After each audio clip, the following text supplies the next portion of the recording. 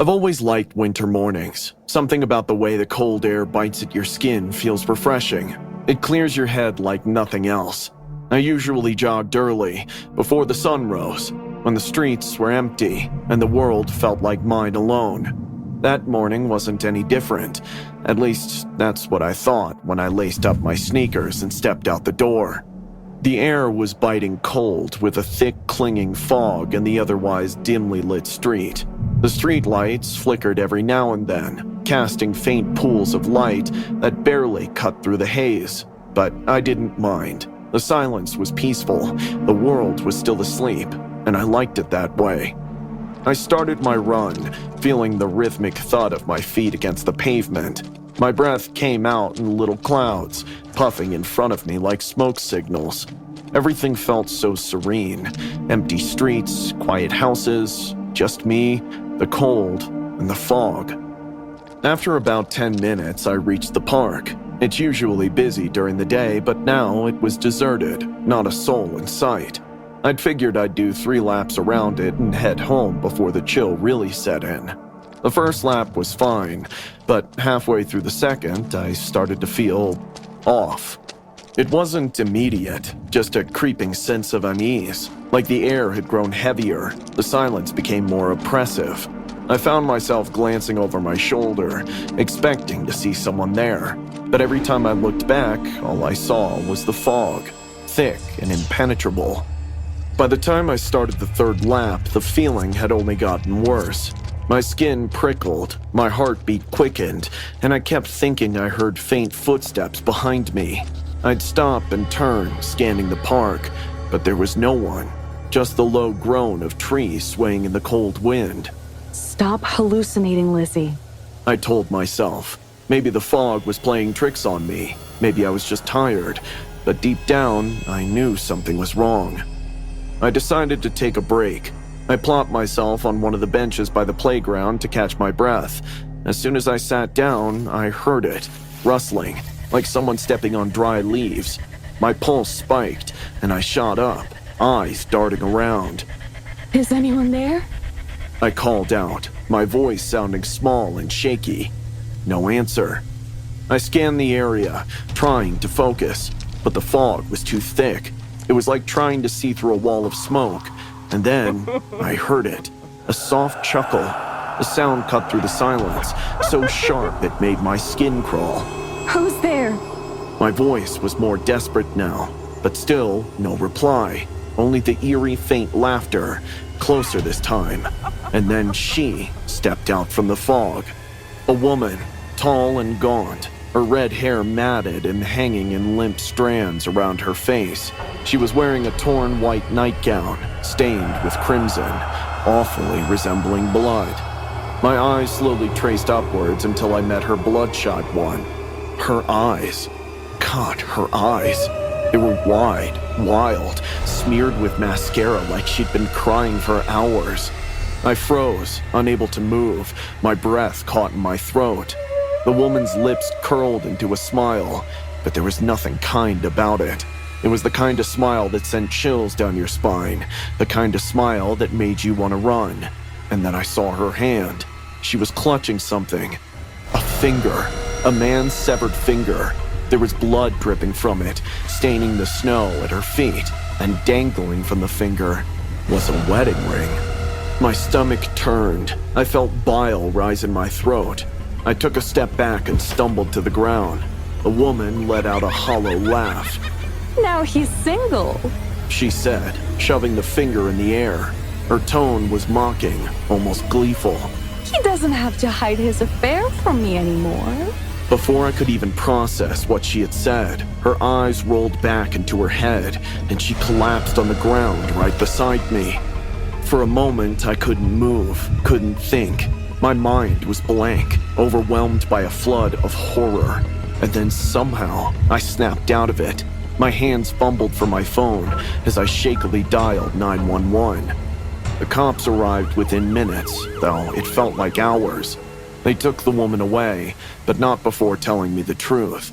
Sophia was an artist who had killed her husband while he slept. She was somehow convinced he was having an affair with his secretary. Afterward, she cut off his ring finger and wandered the streets in a daze. I was later told that Sophia was sent to a mental institution. She never spoke a word again after that night. And me? I haven't jogged in the early morning since. Not ever. It was supposed to be a quiet getaway. Steven and I needed a break from everything. Work, family, the city. So we rented an Airbnb in the woods, a cozy cabin deep in the middle of nowhere. It was winter, and the world around us was draped in snow, making it feel like we were completely isolated from everything else. Exactly what we wanted. We arrived at around sunset. The cabin was adorable, with a creaky wooden deck, and inside, a stone fireplace already laid out with logs. By the time we unpacked and settled in, it was dark outside. We opened a bottle of red wine. After a few glasses, Steven suggested we explore the property. There was supposed to be a small clearing behind the cabin, so we bundled up and trudged out into the cold. We were tipsy, walking haphazardly and giggling. We soon stumbled upon a small mound, partially hidden in snow, near the edge of the woods. Strange, there was a stone marker, like a headstone of a grave, but there was no name, just a weird symbol. It looked like two interlocking circles, with a serpent twisting between them. Steven knelt down to brush off the snow, laughing. He was always the braver one between us, always curious. It's a grave, right? Maybe it's someone's pet. I don't know. No name. Could be anything. He was drunk, and in his ridiculous state, he unzipped his pants and started peeing on it, laughing all the while. I swatted at him, telling him he was being disrespectful, but he just waved me off, laughing as he finished. I felt uneasy. Something about that grave unsettled me, but I was too tipsy to really process it. So we headed back to the cabin, stumbling and laughing. That night, I woke up to a strange sound. It was like scratching, the kind of sharp, repetitive noise that made my skin crawl. I reached over, but Steven wasn't in bed. My heart skipped a beat, and I sat up. The scratching, it was coming from outside. I pulled on my coat, my hands trembling as I opened the door. I saw Steven standing in the snow, staring out into the woods, motionless. His breath was visible in the air, and I could hear that scratching sound, louder, like nails on stone. Stefan, what are you doing? He didn't answer. The scratching grew louder, a horrible grating noise that made me feel like I was losing my mind. It wants to come out. His voice was flat, almost distant, like he was in some kind of trance. I grabbed his arm, trying to shake him out of it. Come back right now. Something isn't right. The grave. It wants to come out. He pulled away from me and ran towards the grave. I followed him, the snow stinging my face as I stumbled after him. He dropped to his knees, clawing at the snow, his hands bare as he dug into the frozen ground. Stop it! Stefan, stop! I tried to pull him away, but he was strong, stronger than I'd ever seen him. His nails were breaking, his fingers red and raw as he tore at the snow like he was possessed. And then I saw it, a fox emerging from the woods. Its eyes glowed in the dark, an unnatural eerie light that made my stomach twist. It watched us, its gaze fixed on Steven, but when it came out, I was shocked. It wasn't red, but black. Finally, Steven stopped. He looked up at me, his eyes wide and unfocused. I pulled him to his feet and we started back towards the cabin, my heart pounding in my chest. As we reached the deck, a deep growl echoed from the direction of the grave, low and guttural. I turned, and there was the fox, sitting atop the mound, its eyes still glowing, its body curled up like it was guarding something, looking at us. Steven collapsed onto the bed, and I watched him until his breathing evened out, his face relaxed. I couldn't sleep. I just sat there, staring at the window. The next morning, Steven acted like nothing had happened. He didn't remember a thing. I showed him his hands, expecting the torn nails, the bloody fingertips, but they were fine. Perfectly fine. He laughed it off, said I must have been dreaming, but I knew what I saw. I knew what I heard. We packed up, ready to leave. I wanted to get out of there as fast as possible. Steven was humming to himself as he loaded our bags in the car, completely unfazed. But as he put his hand on the steering wheel, a jolt ran through me. There, just under his wrist, was a small scar, the shape of two interlocking circles with a serpent twisting between them, the same symbol from the grave. Stefan? Where did you get this? He had no answer. It's the same symbol as the grave. What grave? The one we saw yesterday. But he just looked confused. When I insisted, he pulled me by my hand and took me to the place of the grave. But to my shock, when we reached there was nothing. I felt a chill run through me, a deep, gnawing fear that settled in my bones. I had to investigate and pulled Steven to the car, driving away. But I am certain that we disturbed an otherworldly presence that day. The snow had been falling heavily all afternoon, turning the rugged trail into a winding sheet of white. My friend John and I had been trekking for hours. We were deep in a forest far off the usual hiking routes, a place which was only known for its grim history. An unfortunate accident during Civil War transpired there. A unit of Confederate infantrymen were stationed there when their gunpowder caches caught fire. Many soldiers were blown up and cried in agony for hours before dying. Rumors were that you could still hear their screams in those lands. As the light faded and the sky darkened, we set up camp near a steep cliff. The wind howled through the branches, sounding almost like voices. We didn't say much as we ate, but there was something in the air that made the hairs on the back of my neck stand up. I brushed it off, just nerves, I told myself. This place feels off, doesn't it? I glanced at him, trying to read his face.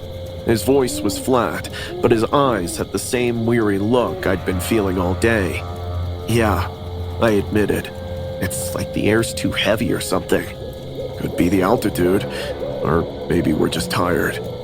We both tried to laugh, but it fell flat. Something wasn't right.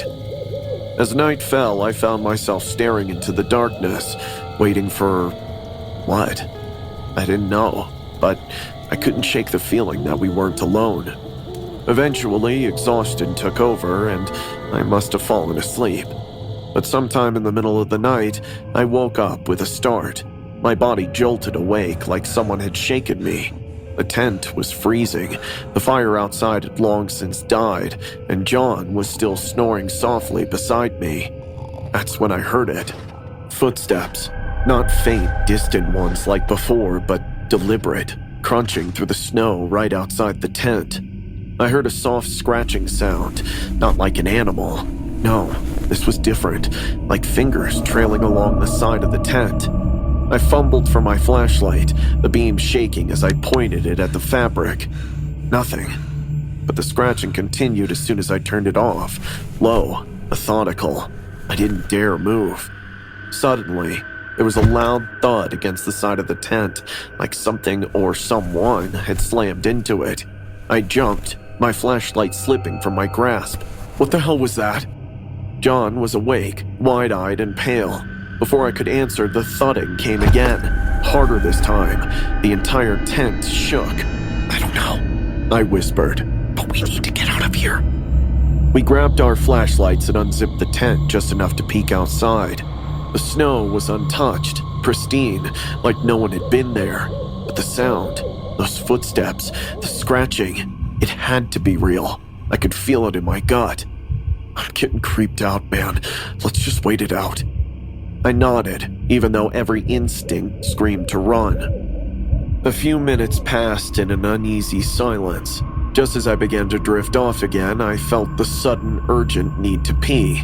I didn't want to go outside, but there was no way of avoiding it. I grabbed my flashlight and stepped into the biting cold. I walked just a few steps from the tent, finding a spot behind a tree. Just as I was about to relieve myself, I felt a cold, icy hand on the back of my neck. I froze. It gripped me hard, pulling me backward. I spun around, the flashlight beam cutting through the night. But there was no one there. The snow behind me was undisturbed, but I knew something strange was there. That's when the beam of my flashlight fell on the ground ahead of me, where there was a massive crevice, partly hidden by the snow. If I had taken just one more step, I would have plummeted to my death. My breath caught in my throat. I stumbled back to the tent. I didn't want to wake John. I couldn't explain what had just happened. I just crawled into my sleeping bag, trying to calm myself. The next morning, John was pale as a ghost. He wouldn't meet my eyes. I had the weirdest dream last night. I looked at him, my stomach knotting. I was outside the tent, wearing some old soldier's uniform, and I wasn't me. It felt like I was guarding something, or someone. I stared at him, my mouth dry. Before I could say anything, we both heard it, a distant scream of agony from deep within the trees. We sprang upon our feet and decided to leave the tent behind, preparing to rush away. But just as we emerged out, we saw clear footprints made by heavy boots, emerging from the forest cover and coming towards the face of our tent. We left that place in a hurry. I don't know what it was, but somehow I owe my life to the spirit of some dead Civil War soldier who was probably looking over me.